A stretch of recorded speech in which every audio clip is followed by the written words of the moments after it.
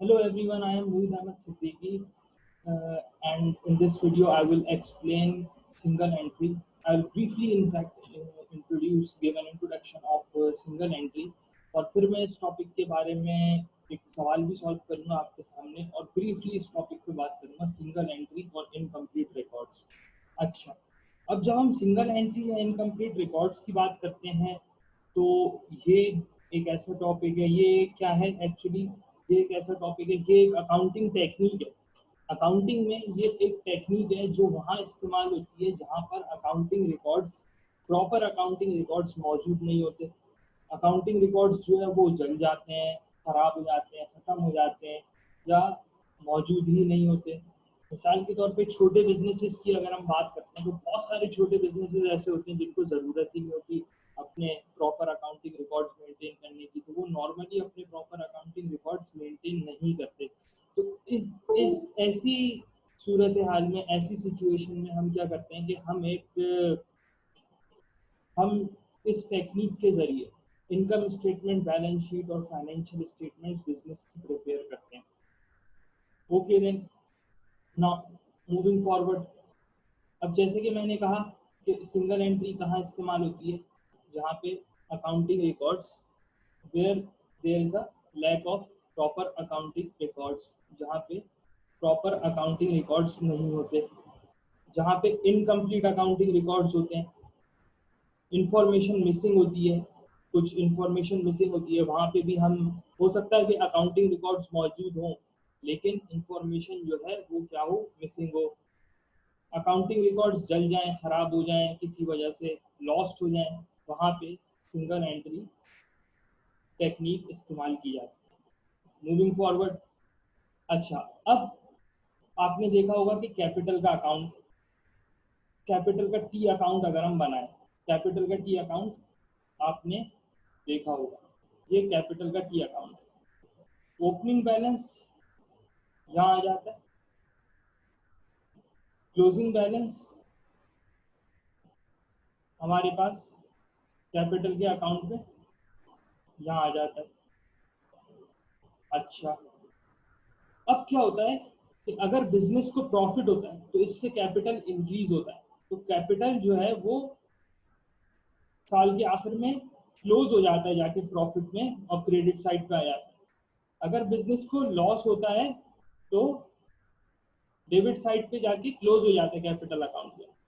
और drawing drawing जितनी भी होती है वो डेबिट साइड पे आ जाती है, क्योंकि ड्राइंग से कैपिटल क्या होता है, डिक्रीज होता है। ड्राइंग कैपिटल की उलट होती है। ड्राइंग क्या होती है, drawing is something that is opposite of investment. Drawing में क्या होता है, ड्राइंग में ओनर कोई चीज बिजनेस से विड्रॉ कर रहा होता है, जबकि कैपिटल क्या होता है, कैपिटल में कोई चीज ओनर बिजनेस में इन्वेस्ट कर रहा होता है। जब जब ओनर कोई इन्वेस्टमेंट करता है कैपिटल इंक्रीज होता है, और इसका उलट जब जब ओनर कोई किसी किस्म की ड्राइंग करता है तो उससे कैपिटल डिक्रीज होता है। इसलिए हम ड्राइंग को डेबिट साइड पे कैपिटल अकाउंट में साल के एंड में क्लोज कर देते हैं। अच्छा, अब क्या होता है, मिसाल के तौर पे सिंगल एंट्री का क्वेश्चन आया तो सिंगल एंट्री के क्वेश्चन में आपको ओपनिंग बैलेंस गिवन होगा, क्लोजिंग बैलेंस गिवन होगा, ड्राइंग गिवन होगी। ठीक है, अब आपको प्रॉफिट या loss as a balancing figure निकालना है। क्या करेंगे, प्रॉफिट या लॉस हम as a balancing figure determine करते हैं। ये सिंगल एंट्री के क्वेश्चंस में होता है। अब जाहिर सी बात है, ये एक इंट्रोडक्टरी वीडियो है, ये एक बहुत छोटी सी वीडियो है, तो इसके अंदर बस मैं कुछ टिप्स दे रहा हूँ सिंगल एंट्री के क्वेश्चन सॉल्व करने की।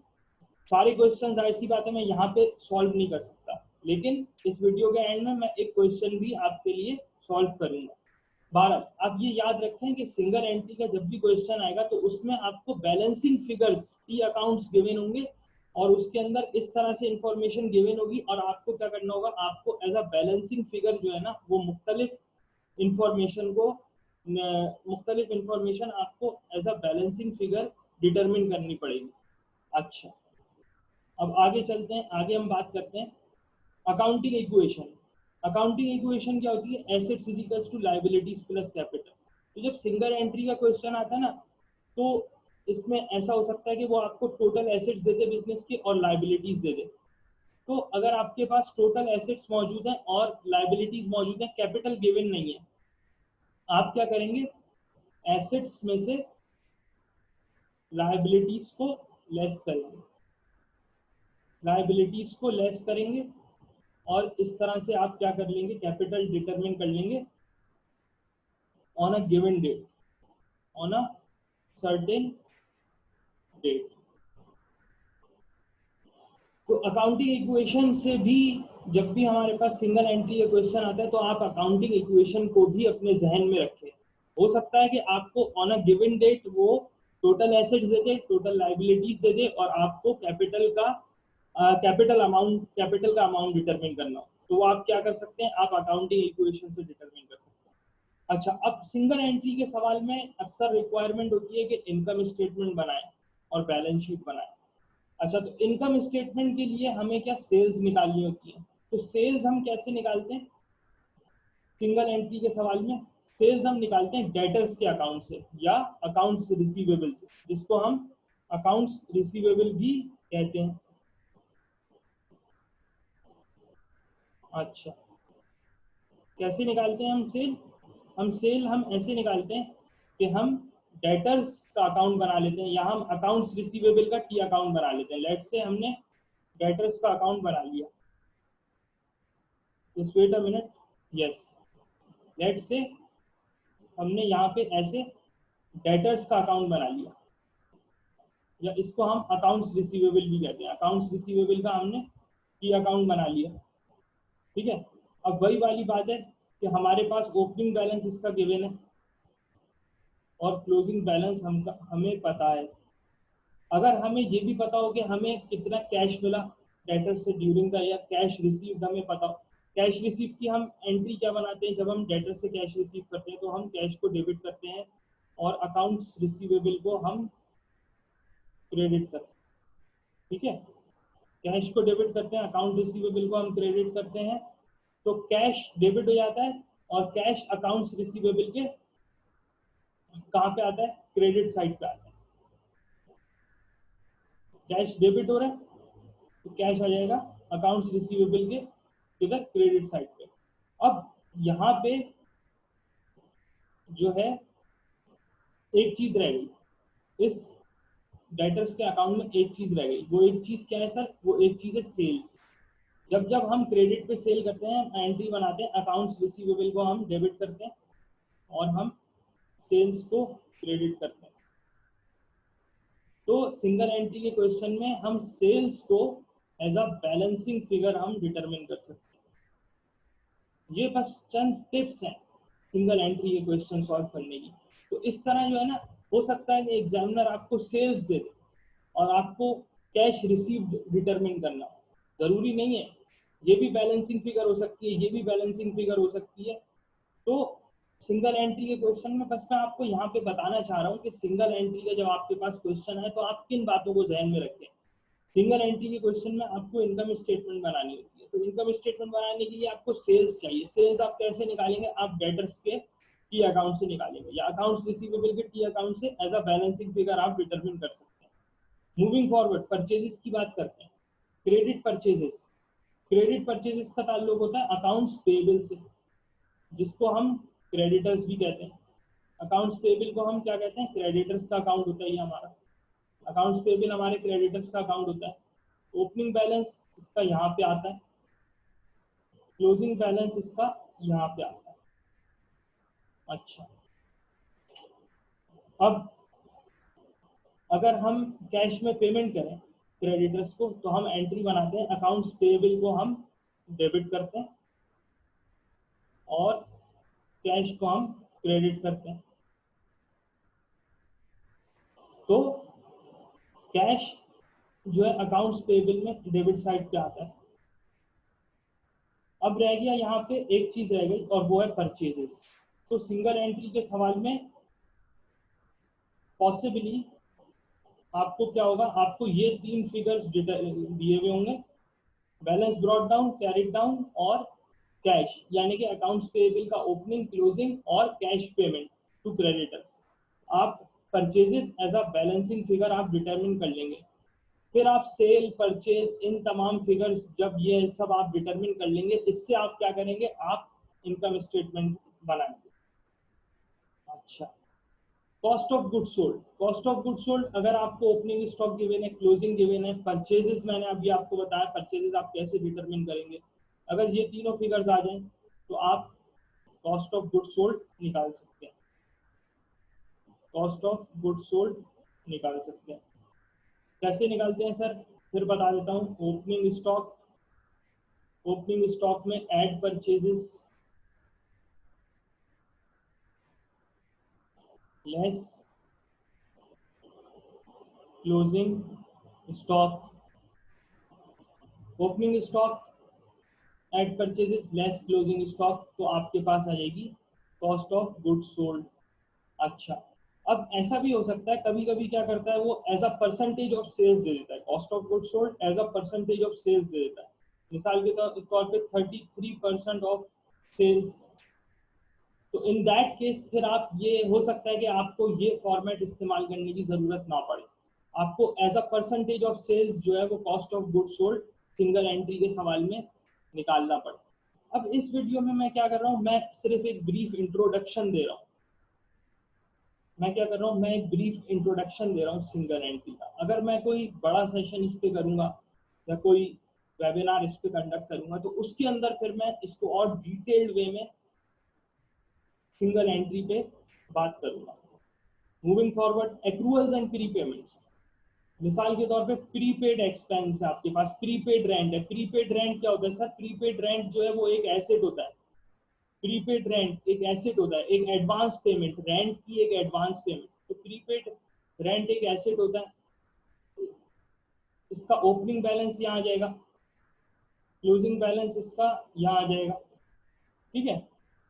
अच्छा, अब जैसे जैसे हम एक्सपेंस करेंगे, एक्सपेंस डेबिट हो जाएगा और प्रीपेड रेंट हमारा क्या होता जाएगा, क्रेडिट होता जाएगा। तो रेंट एक्सपेंस जो है वो यहाँ पे आता है।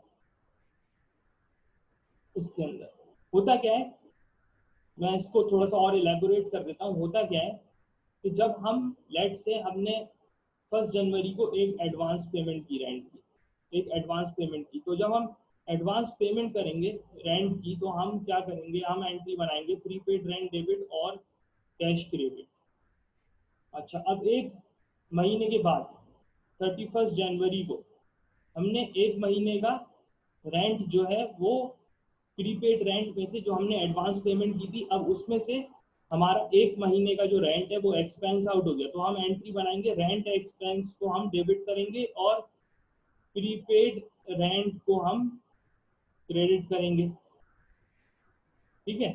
प्रीपेड रेंट को हम क्रेडिट करेंगे, रेंट एक्सपेंस डेबिट हो जाएगा, प्रीपेड रेंट, तो रेंट एक्सपेंस जो है वो क्रेडिट साइड पे आएगा प्रीपेड रेंट की, और जो हम पेमेंट करेंगे ना वो आएगा कैश, इधर आएगा। देखें, कैश को मैंने यहाँ पे क्रेडिट किया हुआ है, प्रीपेड रेंट को मैंने क्या किया, डेबिट किया। तो कैश जो है वो प्रीपेड रेंट का जब हम टी अकाउंट बनाएंगे तो इसके डेबिट साइड पे आएगा, ठीक है।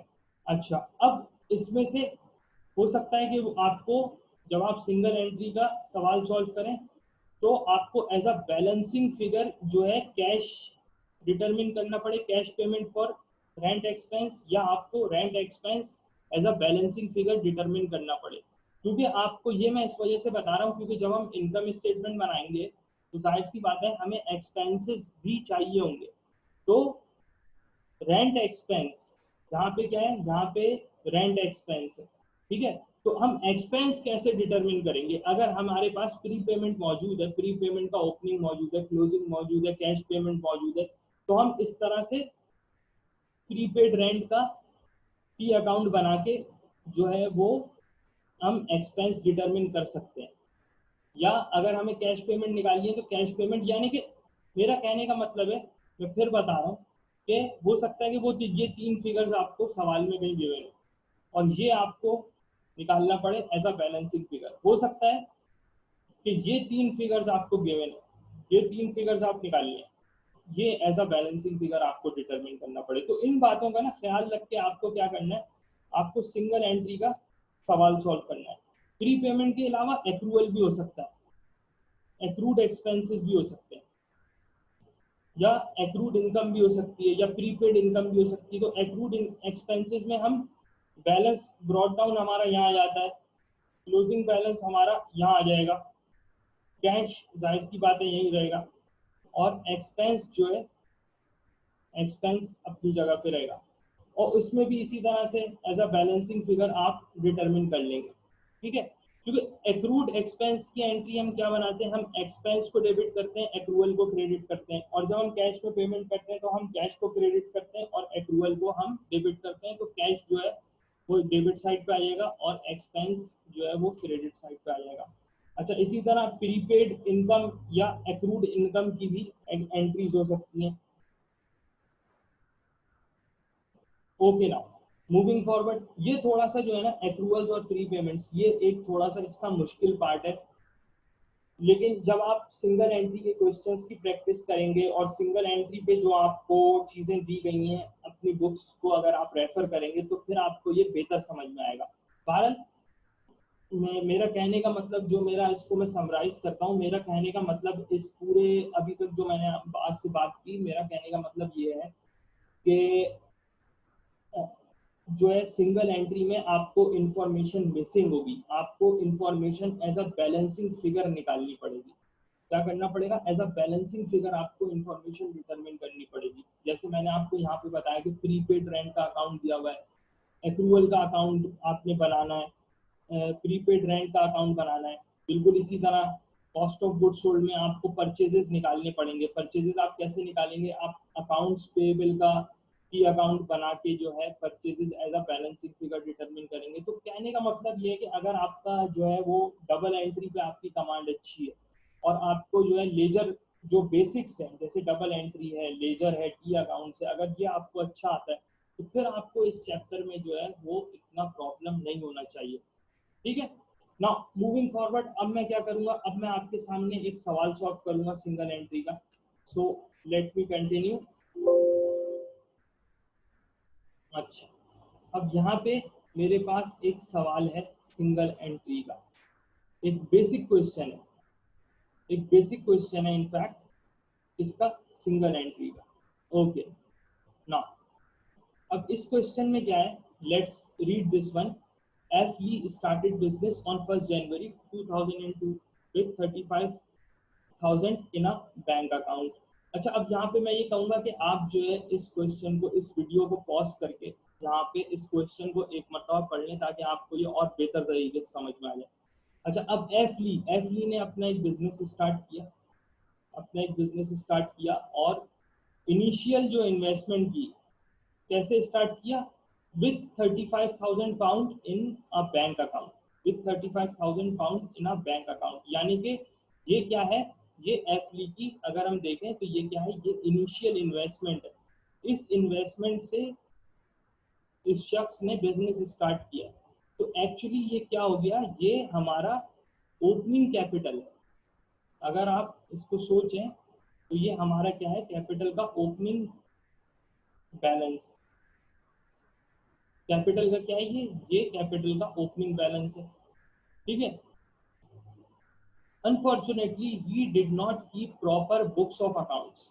वही वाली बात जो मैंने आपको इस लेक्चर के शुरू में कही थी कि single entry the incomplete records, ये एक ऐसी टेक्निक है जो वहां इस्तेमाल होती है जहां पे proper books of accounts maintain नहीं होते। तो अब जब आप मुख्तलिफ ऑथर्स की बुक्स देखेंगे ना, उसके अंदर जो सिंगल एंट्री का चैप्टर दिया हुआ होगा तो उसके जो क्वेश्चंस हैं, सिंगल एंट्री के जो क्वेश्चंस आएंगे वो इसी तरह से आएंगे। बड़े क्वेश्चंस अगर आप देखेंगे F3 लेवल पे या जो है वो FA2 लेवल पे, FA1 लेवल पे जो है तो आपको इस तरह के सवाल ही मिलेंगे, क्योंकि ये जो है ये एक कंप्लीट क्वेश्चन है, एक ये MCQs मल्टीपल चॉइस क्वेश्चन नहीं है, बल्कि ये कंप्लीट क्वेश्चन है। ये एक स्ट्रक्चर्ड क्वेश्चन है जो लिख के मैं आपके सामने सॉल्व करूंगा। तो अगर आप कोई बड़ा क्वेश्चन देखेंगे ना किसी भी मशहूर किताब में अकाउंटिंग की, सिंगल एंट्री का, तो उस क्वेश्चन में वो क्वेश्चन इसी तरह से शुरू होगा सिंगल एंट्री का कि अकाउंटिंग रिकॉर्ड्स नहीं है, अकाउंटिंग रिकॉर्ड्स जल गए, अकाउंटिंग रिकॉर्ड्स खराब हो गए, अकाउंटिंग रिकॉर्ड्स गायब हो गए। तो सिंगल एंट्री कहने का मतलब यही है कि सिंगल एंट्री जो है वो एक टेक्निक है जो कहाँ इस्तेमाल होती है, जो वहां इस्तेमाल होती है जहाँ पे प्रॉपर बुक्स ऑफ अकाउंट्स नहीं होते। अच्छा, नाउ अब ये आगे कहता है कि he is forced to submit a calculation of profit for the year ended 31st December 2005 to the inspector of taxes. He ascertains. अब क्या करना है, अब जो है टैक्स वाले आ गए इस बंदे के पास, टैक्स कमिश्नर्स टैक्स इंस्पेक्टर्स आ गए, टैक्स की टीम आ गई है और वो बोल रहे हैं कि आप हमें अपना प्रॉफिट बताएं। अब इसने क्या किया है कि इसने तो प्रॉपर अकाउंटिंग रिकॉर्ड्स को मेंटेन ही नहीं किए, ये कैसे बताए। अब ये शख्स आपके पास आया है, ठीक है, ये शख्स आपके पास आया है और ये कह रहा है आपसे कि he ascertains that at 31st December 2002 यानी कि एक साल 1 जनवरी 2002 से लेके 31st दिसंबर 2002 तक, अब की यानी कि 2002 पूरे साल की आपको एक इंफॉर्मेशन, ये कुछ इंफॉर्मेशन दे रहा है ईयर 2002 के बारे में। इस इंफॉर्मेशन को इस्तेमाल करते हुए हमें क्या करना है, हमें स्टेटमेंट्स बनानी है, इसकी कुछ स्टेटमेंट्स बनानी है टू शो द प्रॉफिट और लॉस फॉर द ईयर, ताकि हमें ऐसी स्टेटमेंट बनानी है जिससे हमें प्रॉफिट और लॉस पता चल सके, प्रॉफिट और लॉस फॉर द ईयर। ठीक है, अब देखते हैं कि क्या, अब मैं आपको दिखाऊंगा कि ये स्टेटमेंट मैं कैसे बनाऊंगा और ये स्टेटमेंट क्या होंगी। ठीक है, तो यहाँ पे मैं क्या कर रहा हूँ, यहाँ पे मैं बैलेंसेस को हाईलाइट कर रहा हूँ। He had stock valued at cost 6200, stock जो था 31 दिसंबर 2002 को जो स्टॉक इसके पास पड़ा हुआ था वो कितना था, 6200 पाउंड का था। एक वैन थी जो इसने 6400 पाउंड की खरीदी थी, लेकिन during the year and which a van which had cost 6400 pound during the year and which had depreciated during the year by 1600 pound, 6400 pound की वैन खरीदी थी, उस पर डेप्रिसिएशन चार्ज किया 1600 पाउंड। इसके अलावा डेटर्स का जो बैलेंस था साल के आखिर में वो कितना था, वो था 15200 पाउंड। प्रीपेड एक्सपेंसेस 310 पाउंड थे। बैंक बैलेंस साल के आखिर में 33490 था। कैश का बैलेंस 270 पाउंड था। क्रेडिटर्स 7100 पाउंड थे और एक्सपेंसेस 6640 पाउंड थे। ड्यूरिंग द ईयर हर हफ्ते ड्राइंग करता था 400 पाउंड की और 50 वीक्स तक करता रहा। चेक पेमेंट की 870 पाउंड्स की। तो अब क्या करना है, अब हमें स्टेटमेंट बनानी है जिससे हम इसका प्रॉफिट या लॉस शो करें ड्यूरिंग द ईयर। ठीक है, तो चलें, ये मैं आपके सामने अब ये स्टेटमेंट्स बना के दिखाता हूँ आपको कि किस तरह बनाएंगे और कैसे इस सवाल को सॉल्व करेंगे और हम इसका प्रॉफिट या लॉस हम कैसे डिटरमिन करेंगे। Now let me start, it will be interesting. I hope it will be very interesting for those who are watching this video. अच्छा, अब यहाँ पे अगर आप देखें तो आपको क्या क्या गिवन है, आपको एसेट और लाइबिलिटीज गिवन है। इसकी क्या गिवन है, आपको एसेट्स और लाइबिलिटीज गिवन है एट द ईयर एंड, और आपको ओपनिंग बैलेंस गिवन है कैपिटल का। तो अगर आप यहाँ पे कैपिटल का क्लोजिंग बैलेंस मालूम कर लिया, ये देखें, अगर आप यहाँ पे ये मैंने बनाया कैपिटल का अकाउंट, जैसे मैंने अभी आपको एक्सप्लेनेशन में दी थी उसके अंदर मैंने बनाया था। आपको ओपनिंग बैलेंस गिवन है कैपिटल का, ठीक है, क्लोजिंग बैलेंस जो है वो आपके पास नहीं है अभी। आपको ड्राइंग्स गिवन है, ड्राइंग्स इधर आ जाएंगी। तो प्रॉफिट या लॉस हम मालूम कर सकते, प्रॉफिट या loss as a balancing figure हम मालूम कर सकते हैं, प्रॉफिट या लॉस। अच्छा, तो सर ये बैलेंस कैरिड डाउन यानी कि कैपिटल का क्लोजिंग बैलेंस कैसे निकालेंगे, तो बेटा ये जो है ना ये निकालेंगे हम, कैसे निकालेंगे,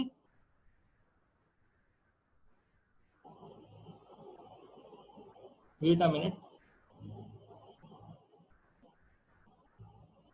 ये हम ऐसे निकालेंगे,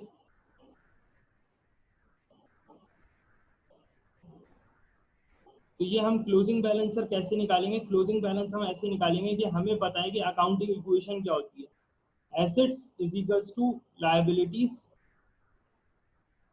plus capital.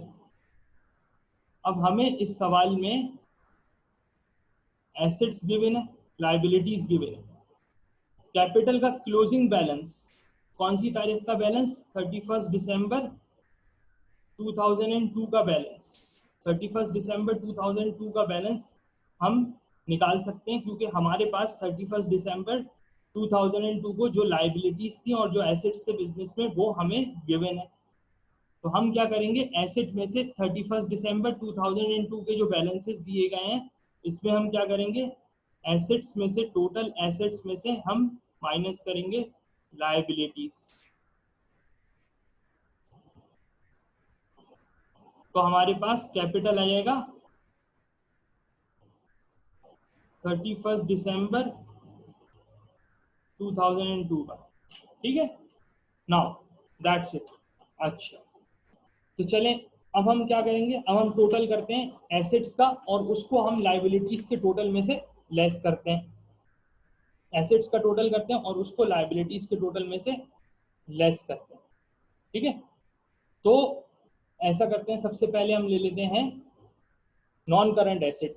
Non current asset हमारे पास एक ही है, इसमें वैन। वो बोल रहे हैं कि वैन कितने की खरीदी थी? वैन इसने खरीदी थी 6400 की ड्यूरिंग द ईयर। ना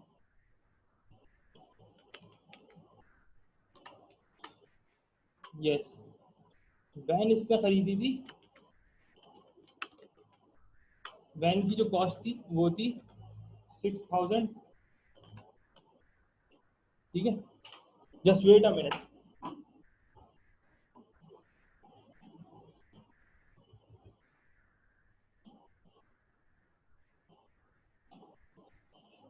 वैन इसने खरीदी थी 6400 की, ठीक है। अब इसमें से इसने एक डेप्रिसिएशन चार्ज किया वैन के ऊपर। डेप्रिसिएशन कितना चार्ज किया सर? डेप्रिसिएशन चार्ज किया 1600।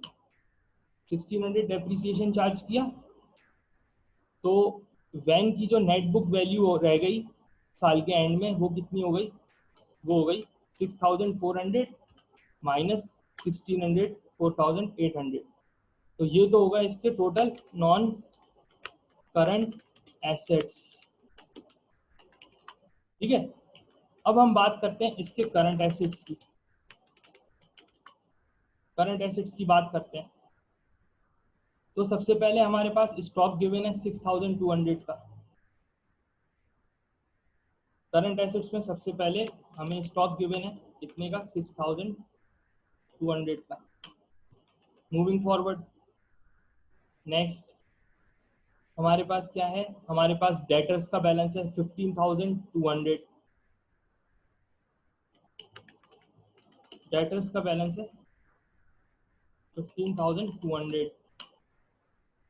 मूविंग फॉरवर्ड, प्रीपेड एक्सपेंसेस हैं 310। प्रीपेड एक्सपेंसेस हमारे एसेट्स होते हैं, करंट एसेट्स होते हैं। प्रीपेड एक्सपेंसेस हमारे करंट एसेट्स होते हैं 310। Moving forward,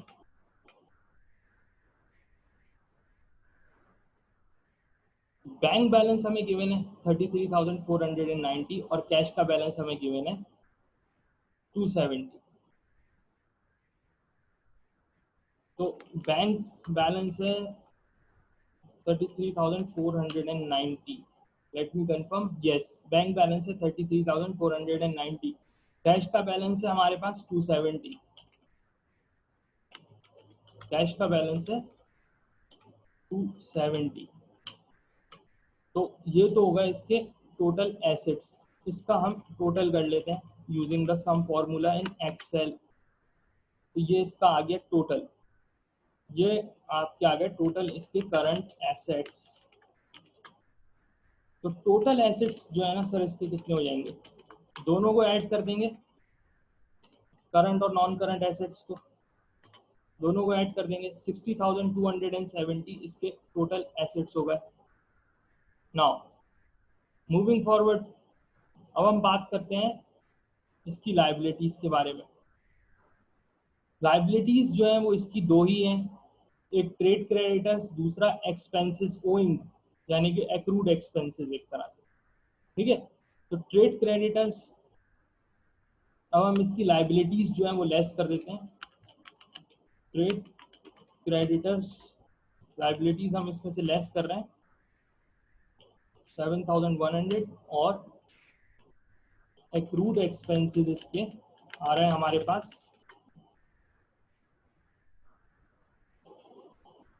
640। तो एक्रूड एक्सपेंसेस को भी हम इसमें से लेस कर रहे हैं। ठीक है, तो हमारे पास ये आ गई, ये हमारे पास कैपिटल की फिगर आ गई। हमने क्या किया, हमने टोटल एसेट्स लिए और उसमें से हमने लाइबिलिटीज लेस की, तो हमारे पास आ गया capital as on which date, on 31 December 2002, यानी कि कैपिटल का क्लोजिंग बैलेंस साल के एंड में 31 दिसंबर 2002 का हमारे पास बैलेंस आ गया। ये क्या है, ये कैपिटल का, ये एक्चुअली कैपिटल का क्या है, ये कैपिटल का क्लोजिंग बैलेंस है। अच्छा, ये जो अब मैंने आपके सामने एक स्टेटमेंट बनाई है ना, इसको अगर आप डिफरेंट बुक्स में देखेंगे, ये एक बैलेंस शीट की, ये एक तरह से एक बैलेंस शीट ही है, लेकिन इसको क्या कहा जाता है, इसको कहा जाता है स्टेटमेंट ऑफ अफेयर्स। इसको कहा जाता है स्टेटमेंट ऑफ अफेयर्स। ठीक है, और यहाँ पे मैं लिख देता हूँ एज ऑन 31 दिसंबर 2002।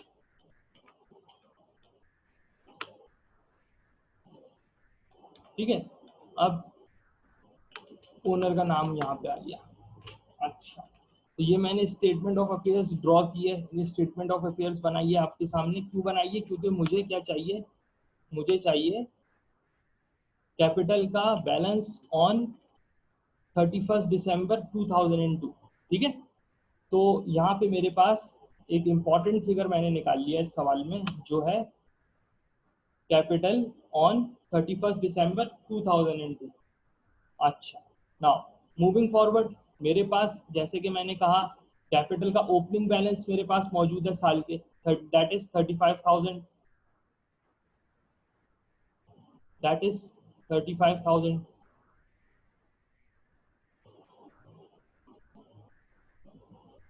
कैपिटल का ओपनिंग बैलेंस मेरे पास मौजूद है, दैट इज 35,000, तो यहाँ पे आ जाएगा मेरे पास 35,000। ठीक है, ये आ गया कैपिटल का ओपनिंग, और ये आ गया कैपिटल का मेरे पास यहाँ पे आ जाएगा क्लोजिंग 52,530। मैं क्या कर रहा हूँ यहाँ पे, मैं बना रहा हूँ ये कैपिटल का अकाउंट, कैपिटल का T account, capital F E कर नाम दे देता हूँ मैं इसको। अच्छा, तो मैंने कैपिटल का ओपनिंग मालूम कर लिया, मैंने क्लोजिंग मालूम कर लिया। Now what about the drawings, drawings during the year 400 per week for 50 weeks. हर हफ्ते 400 पाउंड की ड्राइंग है 50 हफ्ते तक, 50 वीक्स तक, और उसमें एक चेक पेमेंट भी शामिल है, दैट इज ऑफ 870। तो मैंने आपको बताया कि ड्राइंग जो है वो क्लोज हो जाती है कैपिटल के अकाउंट में, डेबिट साइड पे क्लोज हो जाती है ड्राइंग कैपिटल के अकाउंट में। नाउ अब मैं क्या करूंगा, 400 को मल्टीप्लाई करूंगा 50 से, और इसमें 870 जो चेक्स में जो पेमेंट है ड्राइंग्स की, उसको मैं ऐड करूंगा, तो मेरे पास total drawings for the year आ जाएगी, total drawings for the year आ जाएगी। कैसे निकालेंगे, 400 मल्टीप्लाई बाय 50 प्लस 870। ठीक है, तो ये आ गया मेरे पास ड्राइंग, ये आ गया मेरे पास ओपनिंग बैलेंस, और ये आ गया क्लोजिंग बैलेंस। अब इस इन दोनों साइड्स में कैपिटल अकाउंट की डेबिट और क्रेडिट में दोनों साइड्स में से लार्जर साइड, बड़ी साइड कौन सी है, सर डेबिट साइड बड़ी साइड है। तो डेबिट साइड का टोटल कर लेते हैं 73,400। और यहाँ पे एक साइड क्या है, एक चीज कोई ऐसा लग रहा है कि कुछ मिसिंग है, तो वो क्या चीज है जो कैपिटल के क्रेडिट साइड पे क्लोज होता है साल के एंड में सर, वो है प्रॉफिट। तो profit as a balancing figure मैंने आपके सामने डिटरमिन कर लिया। यहाँ पे भी 73,400 आ जाएगा, और इस 73,400 में से हम क्या करेंगे, हम लेस कर देंगे 35,000, एंड द आंसर इज 38,400। अच्छा, अब अगर इसी टी अकाउंट को हमें क्या करना हो, हमें स्टेटमेंट की फॉर्म में लिखना हो, सवाल जो है, सवाल में वो ये कह रहा है कि स्टेटमेंट की फॉर्म में चाहिए। सवाल में वो ये बात कर रहा है कि उसको फिगर्स जो हैं वो स्टेटमेंट की फॉर्म में चाहिए। ठीक है, तो अगर इसी कैलकुलेशन को जो मैंने आपके सामने की, इसको मैं स्टेटमेंट की फॉर्म में लिखूं, ये बड़ी मजेदार बात है, ये समझने वाली बात है। मैंने टी अकाउंट बनाया, मैंने as a balancing figure profit determine किया। अब अगर इसी चीज को मैं एज अ स्टेटमेंट की फॉर्म में लिखूं, मैं कैसे लिखूंगा, मैंने क्या किया, अब देखिए मैंने किया क्या, मैंने कैपिटल का क्लोजिंग बैलेंस लिया, कैपिटल का क्लोजिंग बैलेंस लिया। ठीक है, इसमें मैंने ऐड की ड्रॉइंग्स। क्लोजिंग बैलेंस कितना है सर, क्लोजिंग बैलेंस है 52,530। ड्रॉइंग्स कितनी है 20,870। ठीक है, तो अब हम क्या करेंगे, अब हम इन दोनों को ऐड करेंगे। इन दोनों को हमने ऐड किया, क्या बना 73,400। इसमें से हमने क्या किया, हमने कैपिटल का ओपनिंग बैलेंस हमने लेस किया, ओपनिंग बैलेंस हमने कैपिटल का इसमें से लेस कर दिया, माइनस दैट इज 35,000। ठीक है, तो हमारे पास आंसर क्या आ गया, हमारे पास आंसर आया सर 38,400, और यही हमारा प्रॉफिट ड्यूरिंग द ईयर है, जो सवाल की रिक्वायरमेंट भी है। ठीक है, तो मुझे उम्मीद है कि आपको जो है ये समझ में आया होगा। इसको जो फिगर्स माइनस में आ रहे हैं उसको मैं थोड़ा सा फॉर्मेट कर देता हूँ यहाँ पे।